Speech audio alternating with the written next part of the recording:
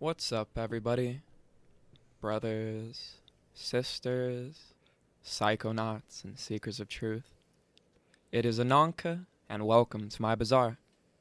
Today I will be reading the Brihadaranyaka Upanishad. This version comes from the book The Upanishads by Eknath Easwaran. With all that being said, let our story begin.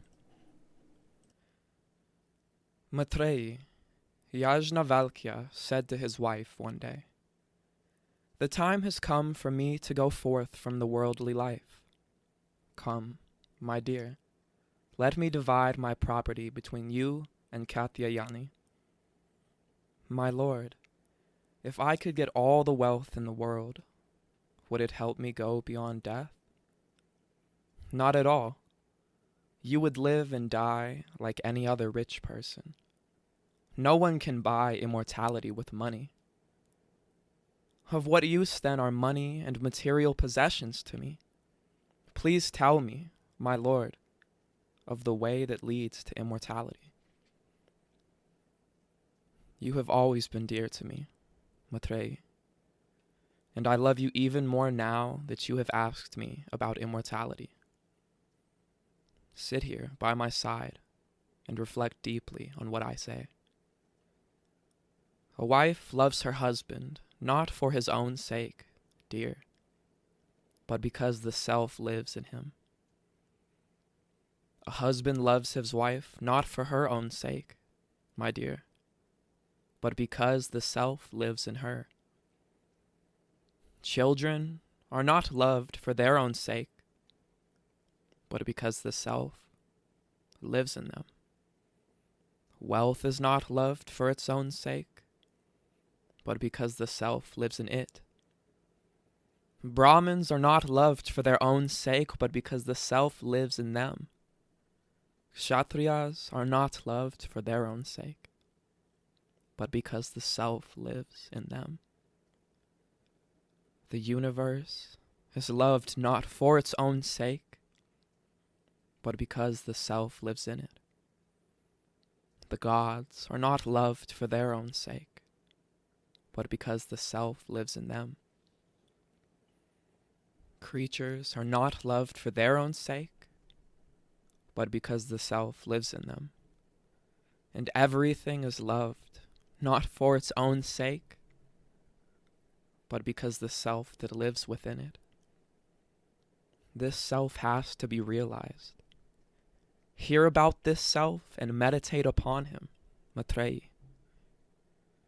When you hear about the self, meditate upon the self, and finally realize the self, you come to understand everything in life. For Brahmins confuse those who regard them as separate from themselves. Kshatriyas confuse those who regard them as separate from the self. The universe confuses those who regard it as separate from the self. Gods and creatures confuse those who regard them as separate from the self. Everything confuses those who regard things as separate from the self. Brahmins, Kshatriyas, creatures, the universe, the gods, everything. These are the self. No one can understand the sounds of a drum without understanding both drum and drummer, nor the sounds of a conch without understanding both the conch and its blower, nor the sounds of a veena without understanding both veena and musician. As clouds of smoke arise from a fire laid with damp fuel, even so from the Supreme had issued forth all the Vedas, history, arts, sciences, poetry, aphorism, and commentaries. All these are the breath of the Supreme. As there can be no water without the sea, no touch without the skin, no smell without the nose, no taste without the tongue, no form without the eye, and no sound without the ear. There is no thought without the mind, and no wisdom without the heart. No work without hands, no walking without feet, no scriptures without the word. So there can be nothing without the self. As a lump of salt thrown in water dissolves and cannot be taken out again, though wherever we taste the water it is salty, even so, beloved, the separate self dissolves in the sea of pure consciousness, infinite and immortal. Separateness arises from identifying the self with the body, which is made up of the elements. And when this physical identification dissolves, there can be no more separate self. This is what I want to tell you, my beloved. I am bewildered, blessed one, when you say there is then no separate self. Reflect upon what I have said, beloved, and you will not be confused.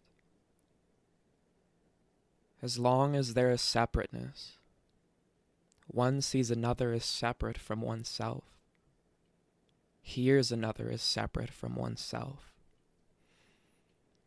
smells another as separate from oneself, speaks to another as separate from oneself, thinks of another as separate from oneself, and knows another as separate from oneself.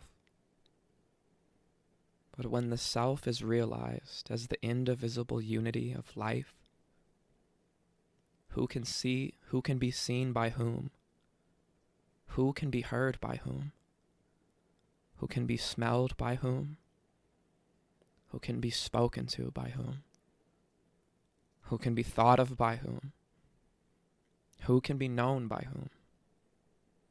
Maitreyi, my beloved, how can the knower ever be known?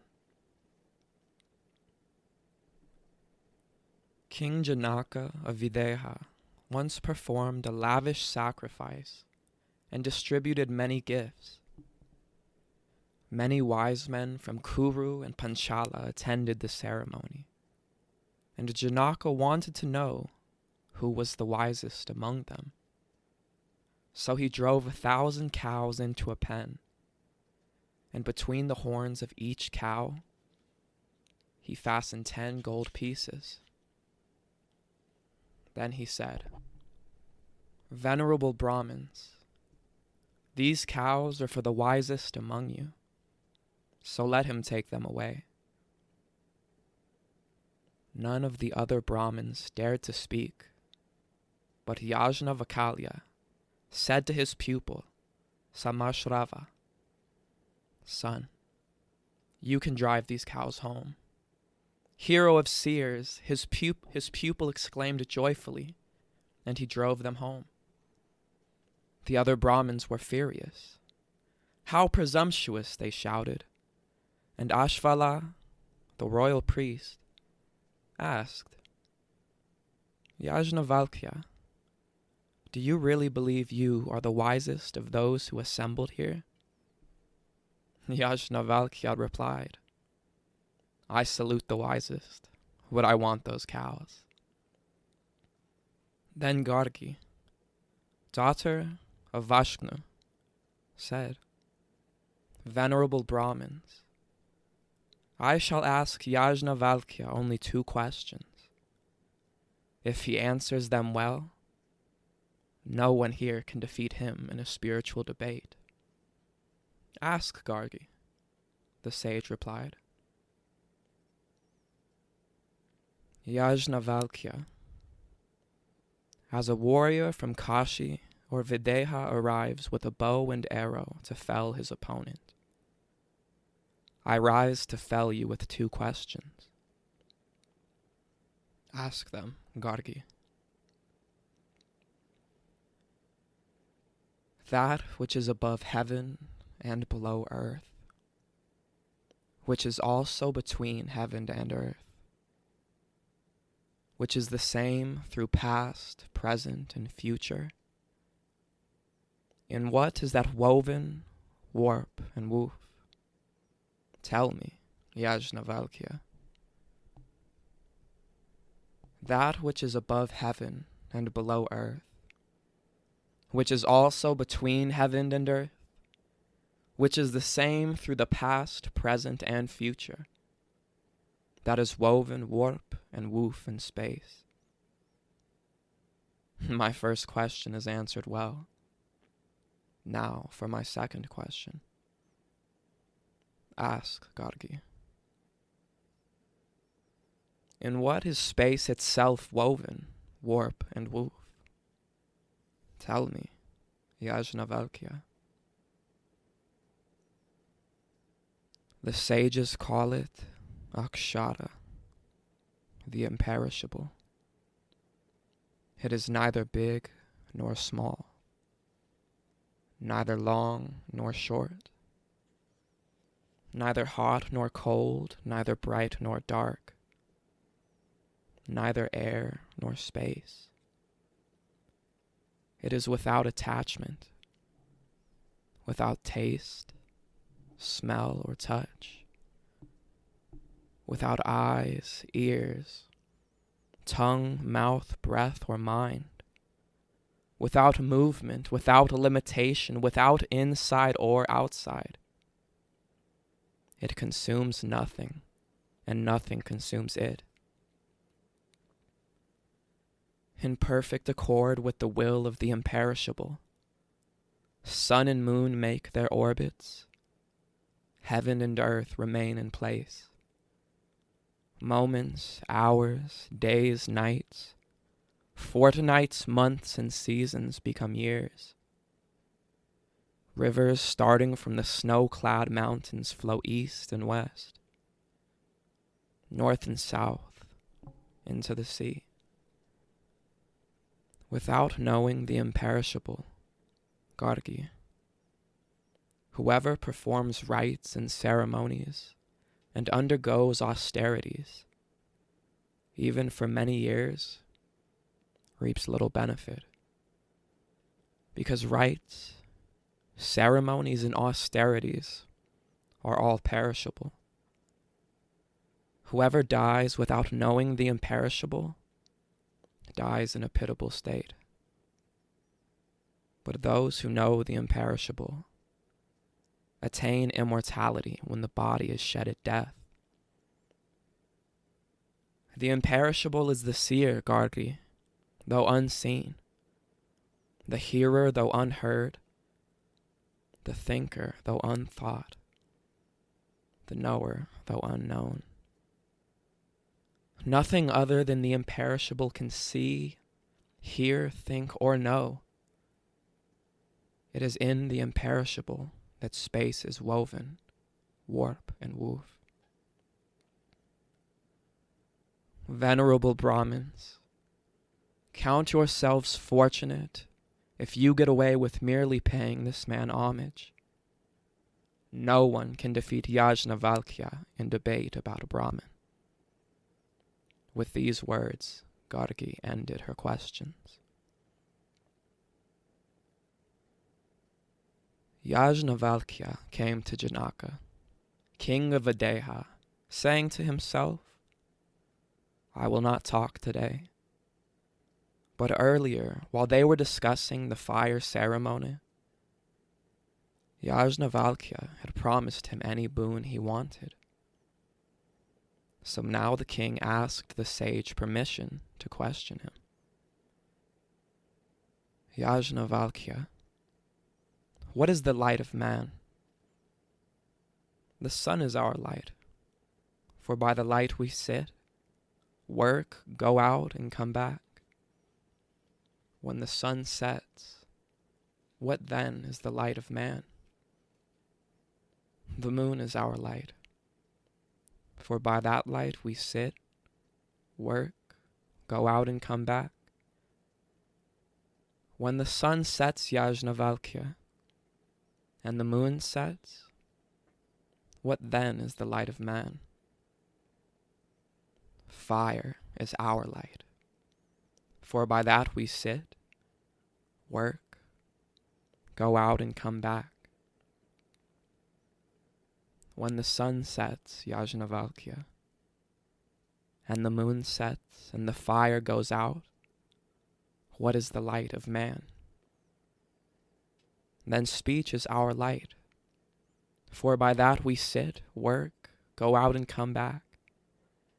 Even though we cannot see our own hand in the dark, we can hear what is said and move toward the person speaking. When the sun sets, Yajnavalkya, and the moon sets, and the fire goes out and no one speaks, what is the light of man?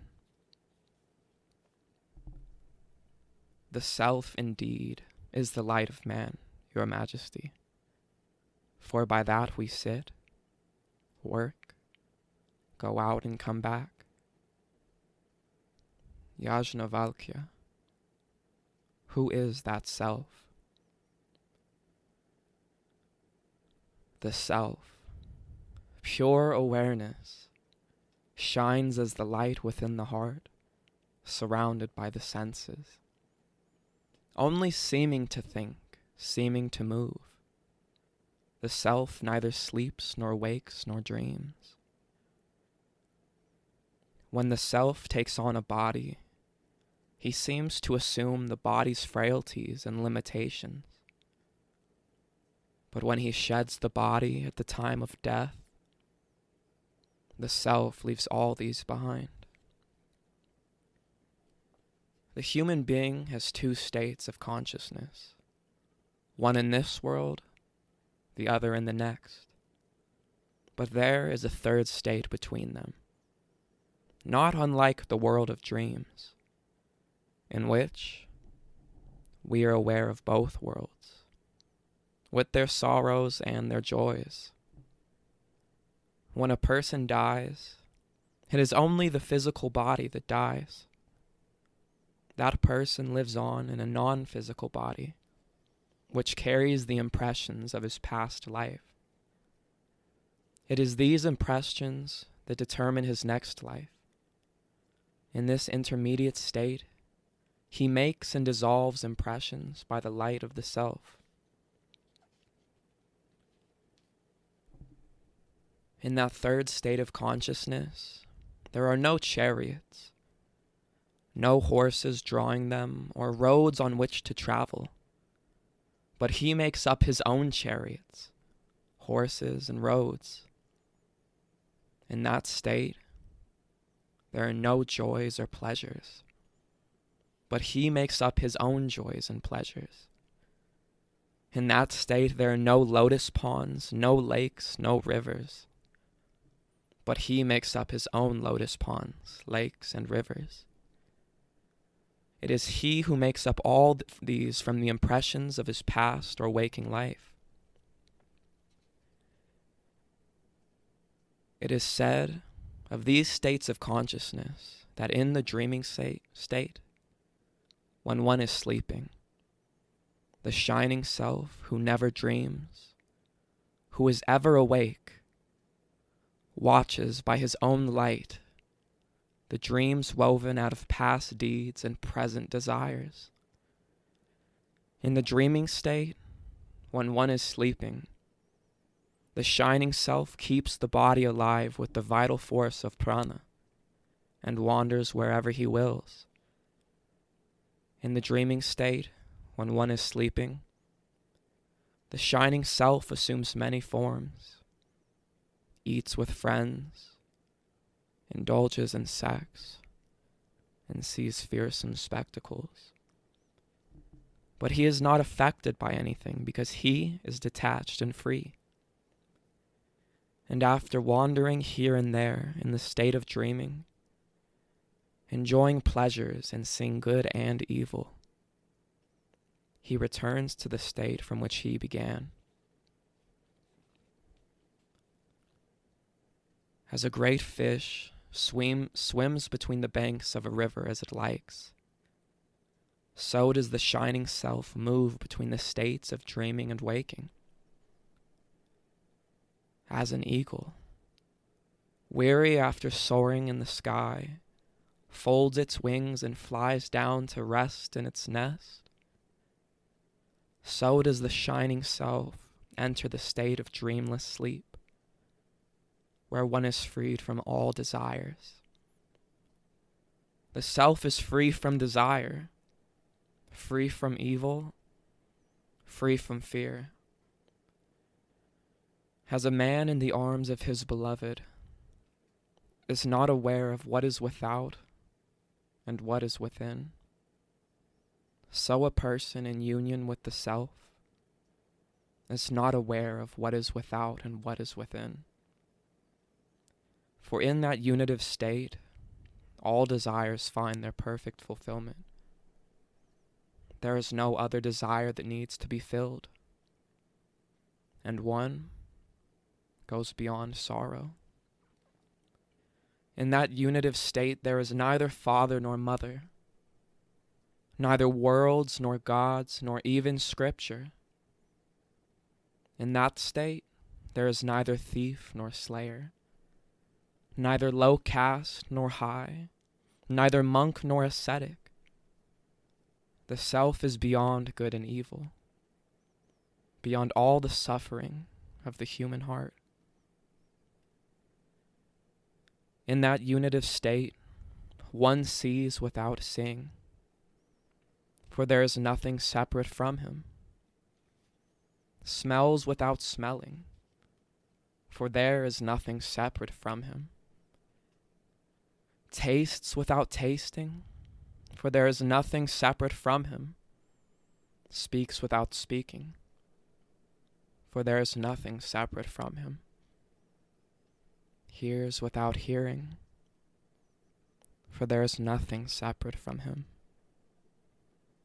Touches without touching, for there is nothing separate from him. Thinks without thinking, for there is nothing separate from him. Knows without knowing, for there is nothing separate from him. Where there is separateness, one sees another, smells another, tastes another, speaks to another, hears to another, touches another, thinks of another, and knows another. But where there is unity, one without a second, that is the world of Brahman. This is the supreme goal of life, the supreme treasure, the supreme joy. Those who do not seek this supreme goal live on but a fraction of this joy. I give you another 1,000 cows.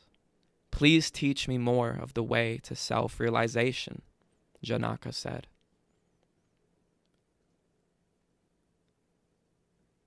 As a heavily laden cart creaks as it moves along, the body groans under its burden when a person is about to die. When the body grows weak through old age or illness, the self separates himself as a mango or fig or banyan fruit frees itself from the stalk and returns the way he came to begin another life. Just as when a king is expected to visit a village, the mayor and all the other officials turn out to welcome him with food and drink. All of creation awaits the person who sheds his body having realized Brahman. Here he comes, they say. Here comes Brahman himself. But the senses, while that man lies dying, gather around and mourn the self's departure, as courtiers mourn when their king is about to leave.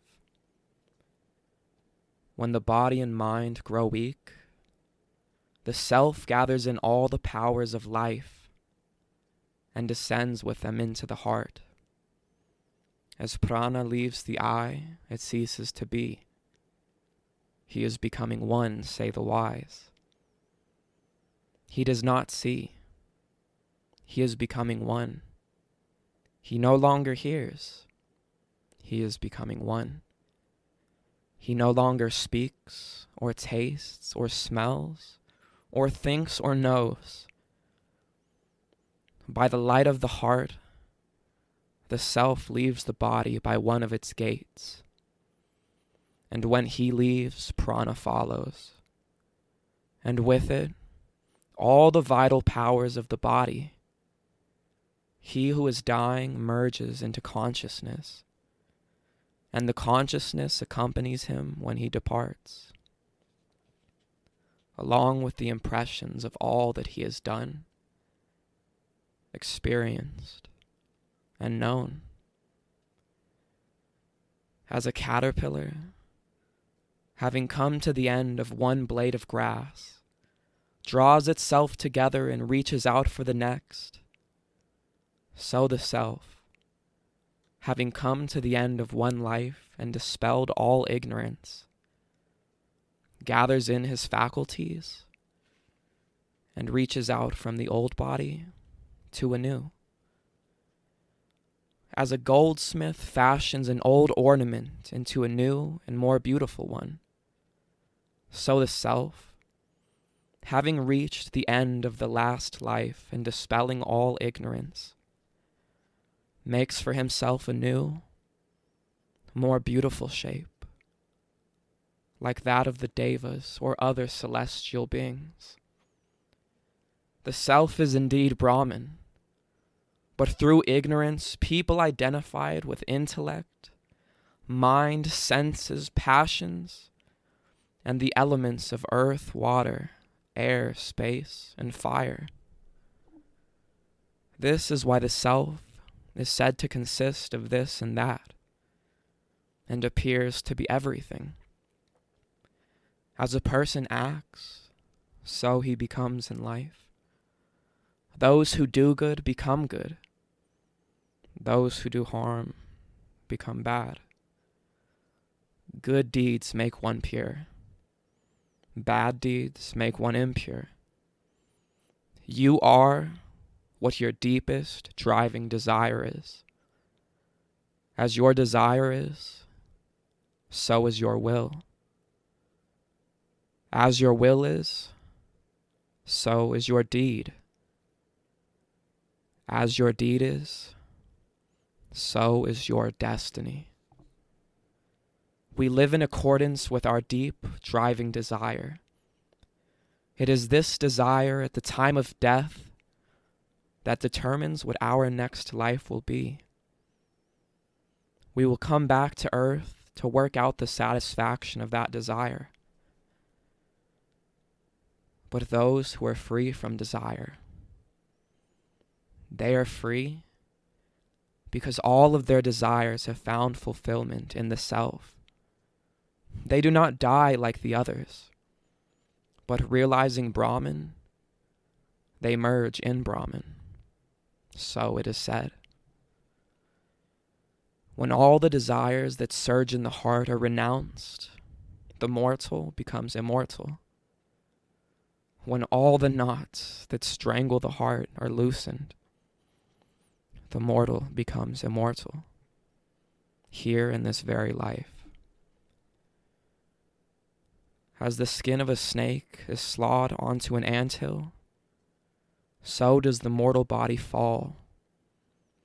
But the self, freed from the body, merges in Brahman. Infinite life, eternal light. I give you another 1,000 cows. Please teach me more of the way to self-realization, asked Janaka. Those who realize the self enter into the peace that brings complete self-control and perfect patience.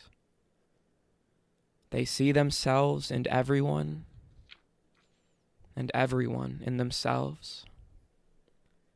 Evil cannot overcome them because they overcome all evil.